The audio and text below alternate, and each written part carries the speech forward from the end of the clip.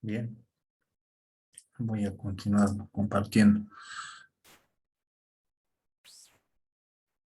Estamos de regreso. Por favor, confírmeme cómo le está llegando la señal.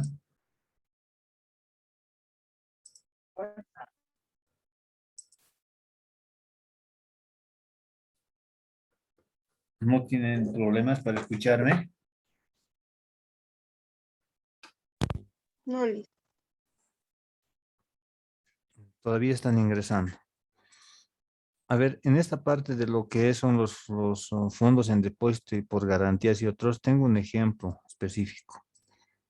La empresa de construcciones, hay una empresa que tiene como sigla EBC, que es del Estado, presta servicios de construcción, o sea, construye carreteras, realiza trabajos de mantenimiento. Entonces, cuando es adjudicada en alguna contratación, tiene que extender una boleta de garantía a favor de otras instituciones que van a recibir su servicio. Y entonces es ese tipo de transacciones que debe registrar esa empresa en esto como un derecho de cobro, porque evidentemente si va a entregar el servicio sin reclamos, nada, entonces van a tener que devolver sus recursos, ¿no? O sea, esa boleta va a tener que ser entregada para que ellos puedan convertirla en efectivo, ¿no? Y evidentemente de esa forma se reconoce ese tipo de transacciones en esa institución. Por ejemplo, ya en la parte inferior tenemos, por ejemplo, los fondos en avance, que hace referencia a que son entrega de fondos con cargos de rendición de cuentas, que tiene que darse a un servidor público autorizado, ¿no? Para que esto se emplee, este emplee los gastos que va a realizar en su momento y para la actividad para la cual ha sido, por ejemplo, declarado en comisión. Entonces, al cierre de los estados financieros, para poder elaborar ya los reportes, esta cuenta tiene que cerrarse. Es decir, que hasta esa fecha todos tenían que haber presentado sus rendiciones de cuentas.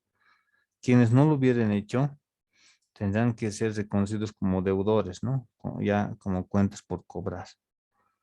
Entonces, esas condicionantes están definidas para la contabilidad de ese tipo de transacciones.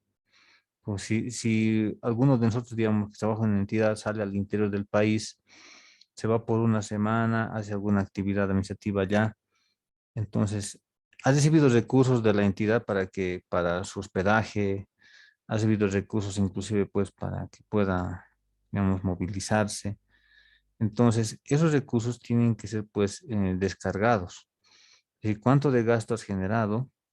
Y si tienes un remanente, tendrás que depositarlo a la cuenta de la entidad para que en sí puedan en sí cerrar ese fondo en avance, toda vez de que no te genere como servidor público algún tipo de responsabilidad, porque puedes entender de que ya hiciste el servicio, trabajaste en esa ciudad y de allí que podrías pensar de que con eso has cumplido, pero no, tienes que volver a la institución y tienes que rendir cuentas y tienes que cerrar ese registro que han abierto, ¿no?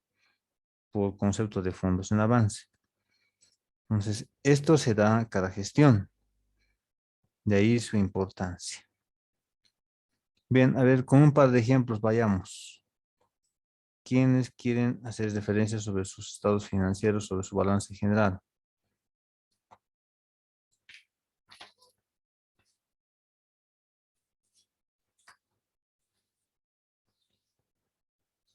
¿O no han descargado?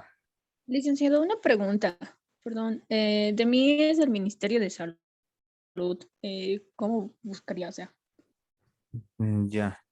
En el caso de los que tienen un ministerio como entidad seleccionada, les he pedido que puedan descargar del órgano ejecutivo su balance general. Hay está bien, una, licenciado. hay una opción, ¿no ve? Que directamente corresponde al órgano ejecutivo, entonces vayan a esa opción y descarguen de allí. Muy bien. ¿Quién ha descargado algún balance general? Yo tengo un balance líquido. Yoli, ya había levantado la mano. A ver, vamos primero entonces con Estefanía y después vamos a ir con José. A ver, Estefanía, a ver, comentando sobre el balance general. Ya. El balance general que conseguí descargar es de la gestión del año pasado, 2020. Bueno, corresponde a la gestión 2020, 2019-2020. Ya. ¿Qué cuentas tenemos en la cuenta, mejor dicho, en el disponible? En el disponible. Tengo la corriente. Disponible solo hay bancos. En bancos. Y Ujú. no está expuesto su subcuenta, Ah, cuentas sí, sí, fiscales. aquí está. Sí, sí, cuentas fiscales y otras en la banca privada, moneda nacional, fondos en la CUT. Muy bien. ¿Eso qué significa? Significa de que esa entidad que tú tienes, digamos, estás viendo, tiene recursos tanto en las entidades de intermediación financiera, así como también en el Banco Central de Bolivia.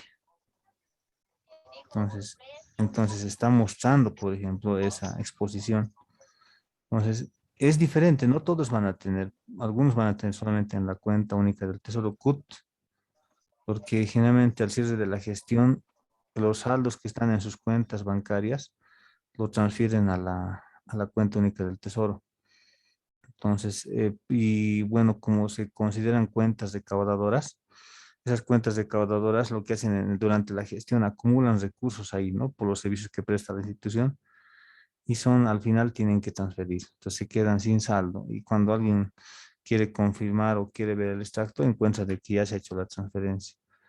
Esto porque tiene una relación, como les decía, constante con lo que es la cuenta única del Tesoro y la cuenta fiscal, que en sí está autorizada para poder, digamos, captar recursos que corresponden, por ejemplo, por los servicios que presta la institución.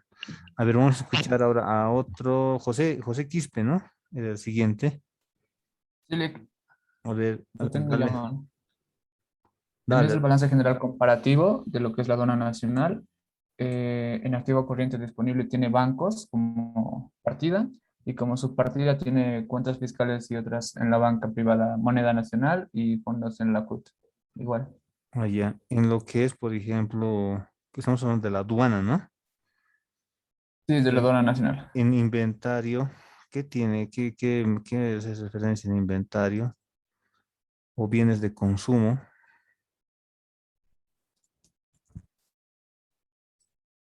Tiene inventario de materias primas, materiales y suministros como partida. No cuenta con subpartidas. Muy bien, ahí vamos a aprovechar tu ejemplo. En la pantalla les estoy mostrando lo que es el bienes de consumo y tiene sus cuentas, inventario de materias primas, materiales suministros, tiene inventario de productos, existencia de productos estratégicos. En el caso de la aduana, no va a tener otro tipo de bienes que no estén dentro de la cuenta inventario de materias primas, materiales suministros. ¿Por qué?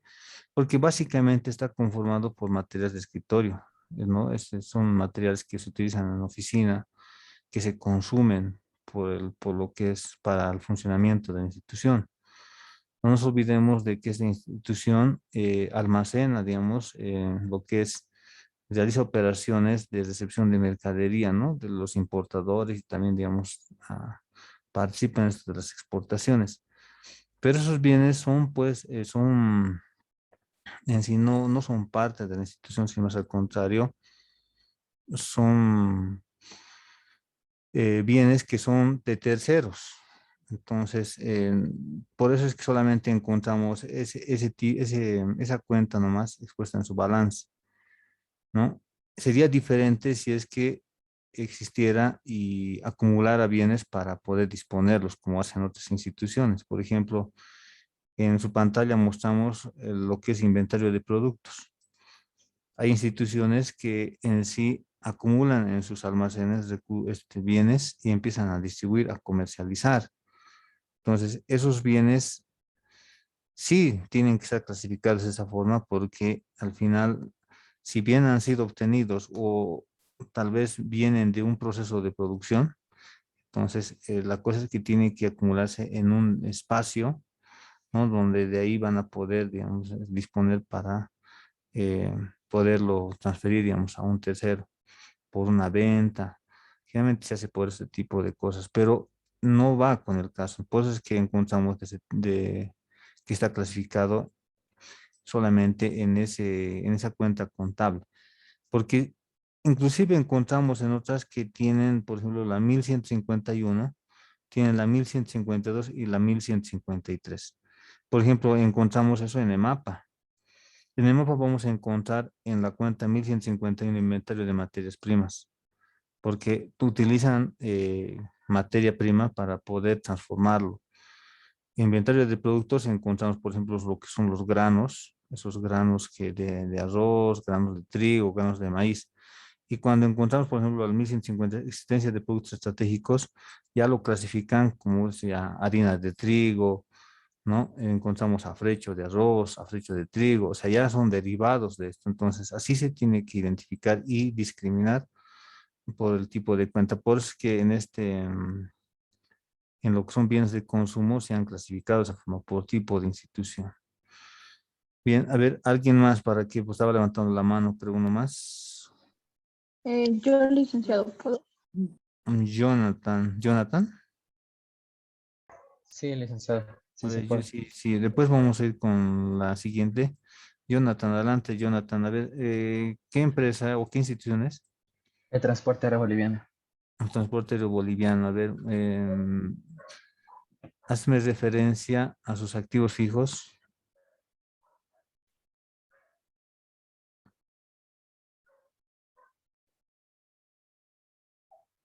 ¿Qué tipo de activos fijos están expuestos en su balance? En activo fijo, bienes de uso, activo fijo en operación. Como subcuentas tiene edificios, equipos de oficina y muebles, maquinaria y equipo en producción, equipo de transporte, tracción y elevación, equipo de comunicaciones, equipo educacional y recreativo y otra maquinaria y equipo. Ya. Vamos a hacer referencia por el monto que en sí debe estar expuesto como saldo y vamos a mencionar en esto de lo que son los bienes de uso, activo fijo, lo que es equipo de transporte, tracción y elevación. A ver, no conozco yo el saldo, pero me va a decir en este caso el monto que tiene esa cuenta, esa subcuenta que equipo de transporte, tracción y elevación. No debe ser un monto bajo, debe ser un monto No elevado. es, sí, es 246.883.330.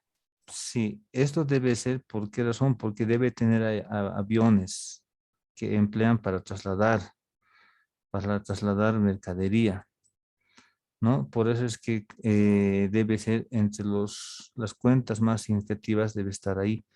Y su depreciación que se genera también debe generar, por ejemplo, un monto elevado de depreciación, debe estar acumulado ahí un monto alto, ¿no? ¿Cuánto tiene su depreciación acumulada ahí?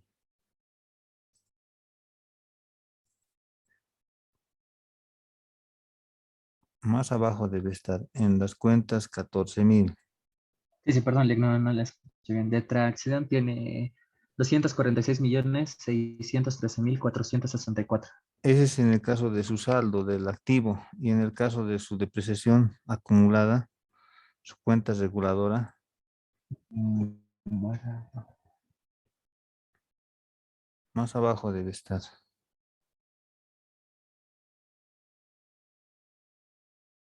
esa es la depreciación acumulada, Lick, la que leí. Ah, ya, entonces sí, La sí, otra era un poco más. así un poco más, ¿no? Entonces, estas incidencias se van a dar y van a tener efecto en el resultado del ejercicio, ¿no? Evidentemente, esos bienes se utilizan para que puedan generar recursos, ¿no? Porque es parte de su actividad principal.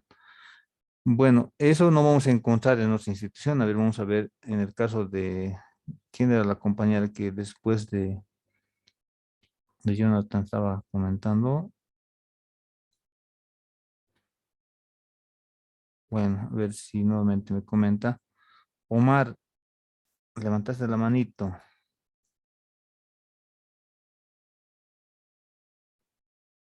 Bueno, creo que no está Omar. Licenciado, buenas noches. A ver, Omar, ¿qué me puedes comentar sobre la institución y su balance? Yo he sacado el balance general del órgano ejecutivo, licenciado, ¿Ya qué ministerio estabas viendo? del Ministerio de Defensa Ya, del Ministerio de Defensa. Ya.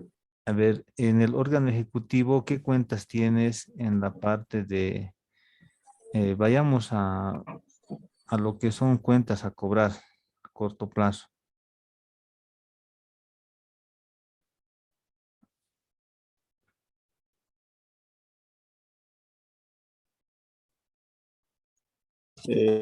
obligaciones a corto plazo tiene sueldos y salarios a pagar, aportes patronales a pagar, intereses, deuda interna y externa, transferencias a pagar y otras cuentas a pagar, licenciado. Ya. En el caso del Ministerio de Defensa, tenemos que tomar en cuenta de que también considera lo que son sus registros de las Fuerzas Armadas. O sea, en obligaciones a corto plazo, seguramente esto debe corresponder al último periodo de lo que es el cierre de la gestión, ¿no?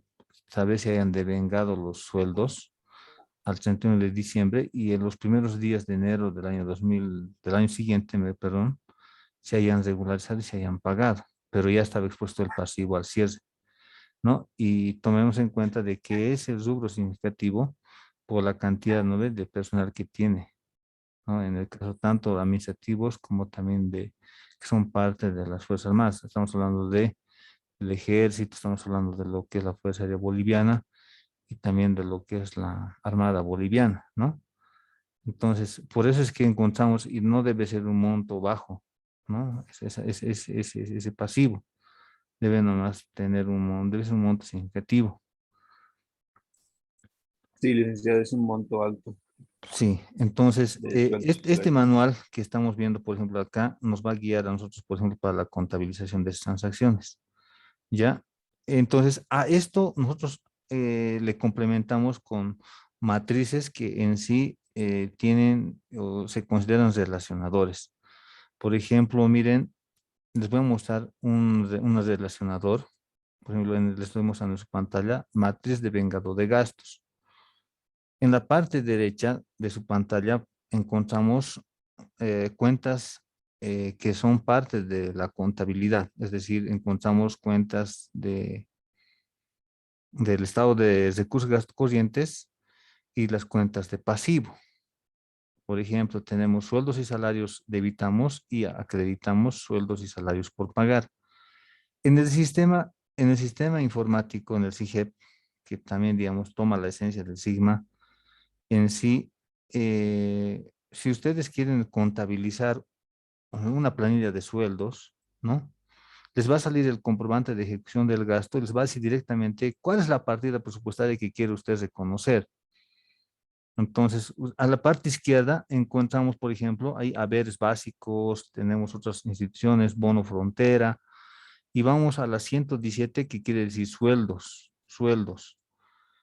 Entonces, si vamos a registrar por sueldos y salarios, ¿no? Entonces, automáticamente en el sistema internamente lo que va a hacer es reconocer la cuenta contable 61.100, sueldos y salarios, va a debitar el sistema internamente y va a acreditar la cuenta del pasivo 21.130 porque ustedes van a decirle, voy a devengar el gasto, voy a devengar esa planilla de haberes. O sea, voy a reconocer que hay esa obligación de pago. Entonces lo vas a reconocer directamente con esas cuentas. O sea, hay un vínculo directo con la contabilidad y la parte presupuestaria. Esta matriz hace relacionar las cuentas. O sea, no es que el contador va a agarrar y va a empezar a decir, a ver, he generado la partida presupuestaria sueldos, que es con el código 117, entonces tengo que llevar a la cuenta sueldos y salarios y contra la cuenta de pasivos sueldos y salarios por a pagar a corto plazo. No, el sistema ya lo reconoce. Basta que ustedes generen ese comprobante de ejecución del gasto de sueldos, o internamente ya va a generar el asiento de la partida doble del sistema. En otras palabras, después de esa contabilización, ustedes quieren ver el balance general, van a ver cómo está reconocido ya el pasivo, mejor dicho, esta cuenta en el pasivo por el importe que ustedes han generado, ¿no? Y este relacionador, por ejemplo, te dice inclusive si esa transacción es parte o no de un proyecto o es de una actividad de funcionamiento nomás de la institución. O sea, porque eso te dice, si va a ser actividad, solamente le pones el código 0. Si es un proyecto, ya le pones el código 1 cuando es una inversión capitalizable. Y si no es capitalizable la inversión, entonces es el código 2. O sea, ya el sistema ya lo que hace es trabajar internamente. Por eso es que se habla de que el sistema de gestión pública es un sistema integrado, ¿no? O sea, haces de conocer los estados de ejecución presupuestaria, puedes generar, como vas a generar también los diferentes estados, que son el estado de, como es el balance general, cambios en el patrimonio neto, está ahí el estado de recursos y gastos corrientes, ¿no? Y finalmente vas a encontrar la cuenta o reinversión financiamiento, porque hay este vínculo que tienes, o sea, ese vínculo que internamente procesa. Solamente el contador, ¿qué tiene que hacer? Cuando quiere dar lugar a la ejecución de un gasto, es decir, digamos, quiere pagar o quiere reconocer un gasto que se ha realizado, entonces lo único que hace es identificar la partida presupuestaria. ¿Dónde está lo que se dice la particularidad en este relacionador? El hecho de que el contador conozca cómo estás relacionando las cuentas le permite al contador identificar algunas acciones inusuales que se pueden dar en la contabilidad, ¿ya? O sea, es decir, mm, si yo hago referencia, digamos, quiero pagar, por ejemplo, el impuesto al valor agregado. O sea, quiero pagar, he tenido un saldo a favor del fisco, ¿no? Un saldo a favor del fisco y quiero pagarlo. Entonces, tengo que tener, voy a generar en mi presupuesto es reservado presupuesto para pagarle al fisco. Digamos, si soy parte de una empresa pública y tengo que pagarlo, entonces tengo que identificar esa partida presupuestaria. Entonces, en este relacionador lo que hacemos es bajamos y como dice mi clasificador presupuestario, que está en el grupo 80,000, todas lo que son las partes presupuestarias de impuestos. Entonces voy a llegar hasta el código 8, ¿no? Entonces en el código 8 voy a encontrar lo que son, a ver acá, tengo desde el 8, bueno, 811, impuesto sobre las utilidades de las empresas. Si tengo que pagar el impuesto a las utilidades de las empresas, entonces voy a tener que activar esta partida. Si es impuesto a las transacciones, también la 812. Si es el impuesto al valor agregado, la 813.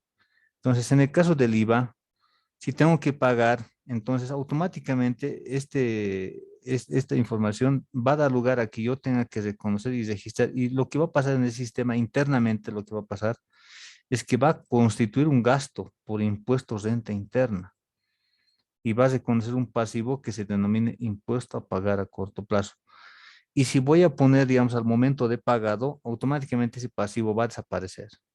Y directamente vamos a dar lugar a que el efectivo en bancos empiece a generarse, ¿no? Se empieza a abonar banco. O sea, entonces, es, el sistema tiene en su interior estas matrices formuladas y como se dice con algoritmos, con lógicas, entonces están mediante esos lenguajes que se reconocen, están configurados de esta forma, ¿no?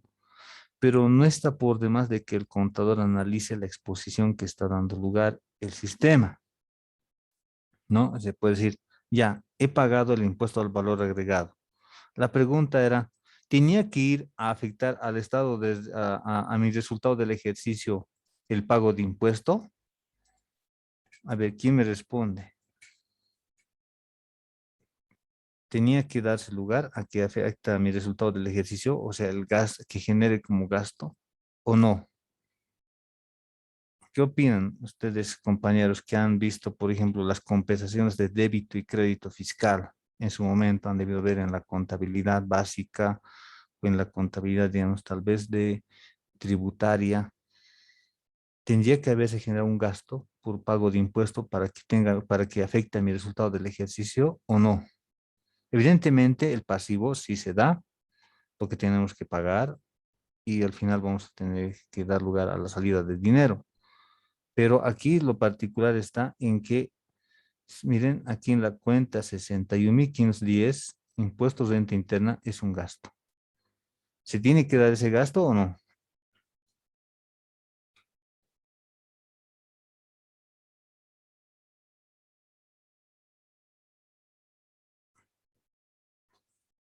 Bueno, entonces les dejo esa tarea para que puedan ustedes analizarlo para el examen que tenemos el día jueves. Puede ser una pregunta de examen. Nos vamos a tomar examen hasta este lugar, hasta la clase de hoy, ¿no? ¿O es que quieren que les dé la explicación o lo dejamos para después del examen?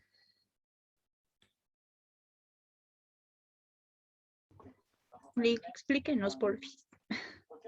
Ya, muy bien. Estefanía. ¿Quiénes apoyan la noción de Estefanía o quieren, o ya tienen las respuestas? Deben tener, porque me han respondido, les comento, en las pruebas diagnósticas, que en la prueba diagnóstica que les he tomado han respondido y han respondido bien. O sea, tengo casos donde han analizado, cuando he podido revisar.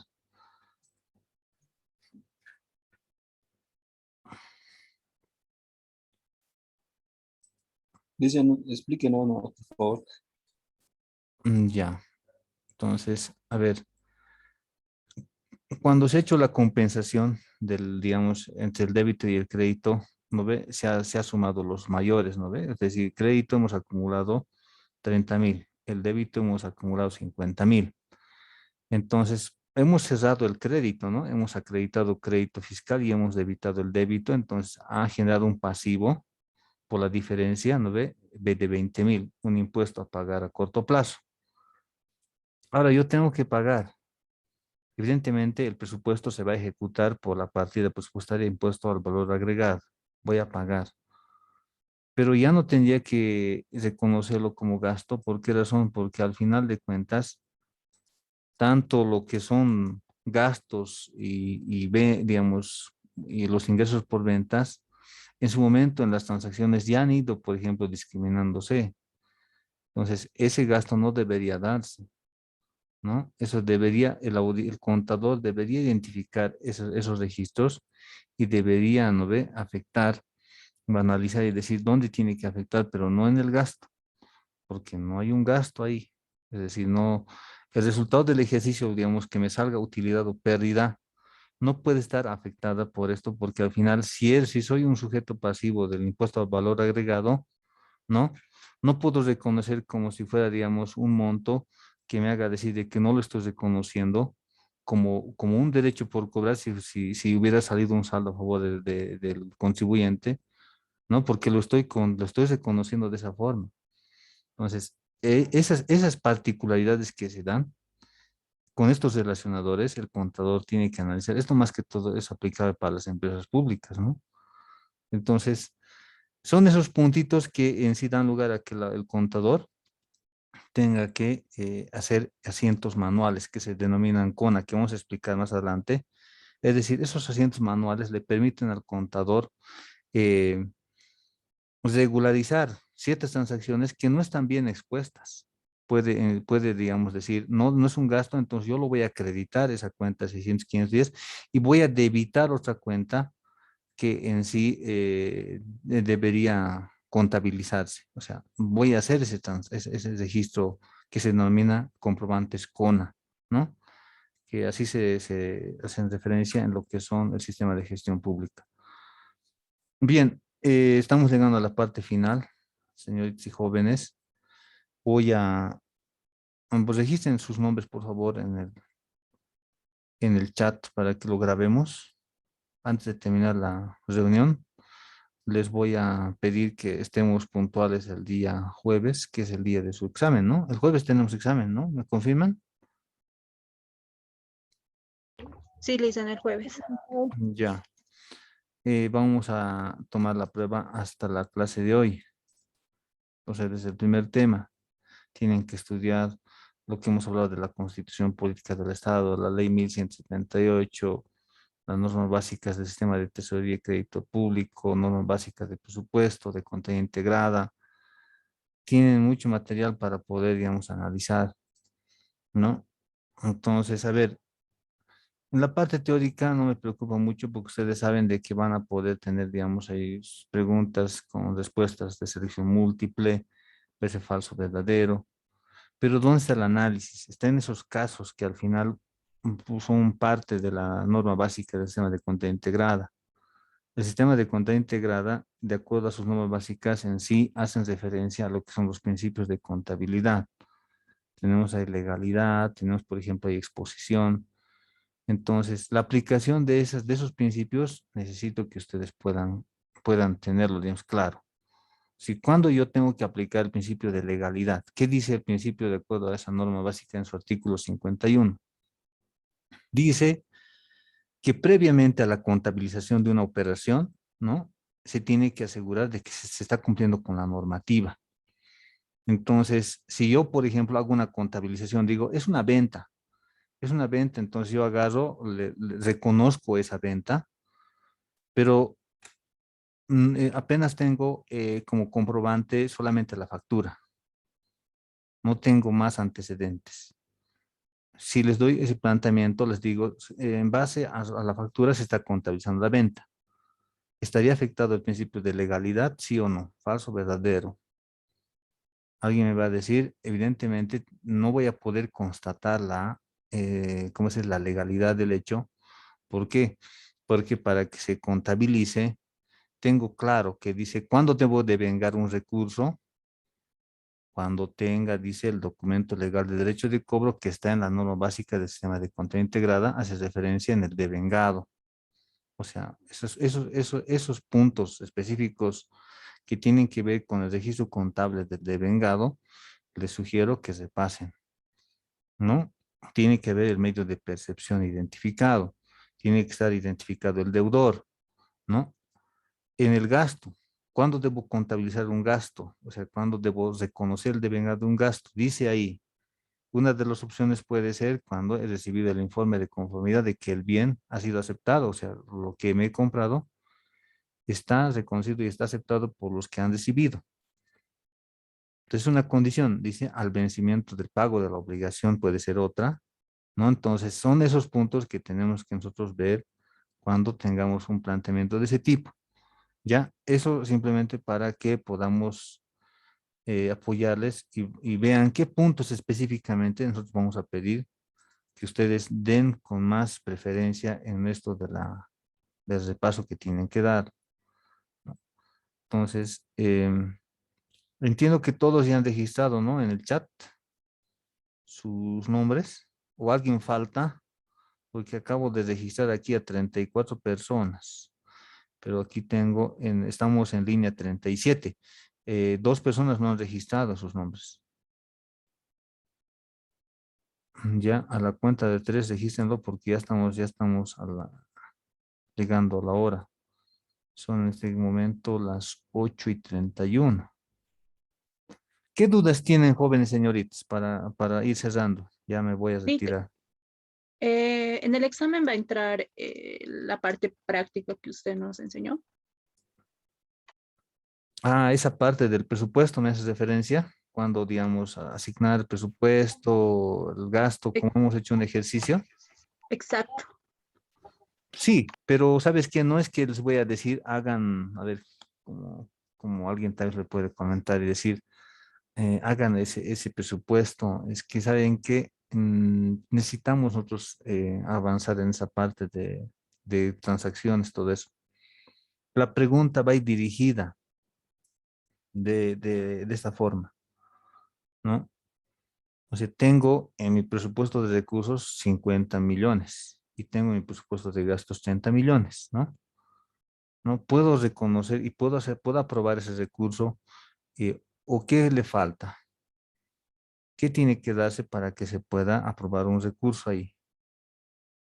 El presupuesto tiene que cumplir con el requisito o con la, pues, la condición de equilibrio como parte de los principios que debe observar. Equilibrio hace referencia de que tanto los recursos como los gastos tienen que tener la misma cuantía. O sea, ¿a qué me refiero? Si yo voy a gastar 50 millones, entonces, ¿de dónde la plata va a salir? tendría que tener, por ejemplo, proyectado un presupuesto de recursos que me diga que 50 millones voy a recaudar en ese año. Entonces, esas preguntas son dirigidas de esa forma, ¿no? Entonces, porque ahí puede ver si han estudiado la parte de los principios del sistema de presupuestos. Ahí hablamos de sostenibilidad, ¿no? Entonces, y también de lo que es el equilibrio. Son de esa forma, o sea, uno tiene que analizar si corresponde o no hacerlo, ¿no? Evidentemente, ya en las clases que tengamos, entiendo que vamos a asistir a la universidad, vamos a hacer ejercicios ahí. O sea, inclusive en el curso mismo vamos a desarrollar prácticas y vamos a recogerlas en el aula. No, porque me interesa es que necesito yo recibir el insumo directo de ustedes. O sea, lo vamos a hacer en clases, voy a plantear yo, digamos, una transacción, vamos a escribir en la pizarra y evidentemente ustedes con ese insumo que van a tener directo ahí van a poder formular con más casos. Por eso es que en este examen lo que he tratado de ver es de que no voy a meter mucho material sobre casos planteados. Tal vez uno que otro va a aparecer. Espero haber aclarado tu duda, Stephanie. Sí, Lick, entonces en todo caso va a ser la parte teórica, pero para analítica se podría decir, ¿no, Lick? Analítica, sí, analítica. Entonces, traten de que ustedes vean lo que hemos hecho como ejercicios, inclusive les he dado para su casa, ¿no? Traten de ver, por ejemplo, en los clasificadores presupuestarios, hemos visto con ustedes, ¿no? Hemos hecho un registro en las ventas, qué tipo de venta teníamos que realizar. O sea, me han dicho qué tipo de partida y rubro teníamos que registrar cuando identificamos una transacción. O sea, partiendo del POA, ¿no ve? ¿Se acuerdan esa parte del POA? Cuando decíamos, ¿no ve? Queríamos comprar, si éramos una entidad de salud, queríamos comprar equipo médico. Entonces, teníamos que utilizar el clasificador, ¿no?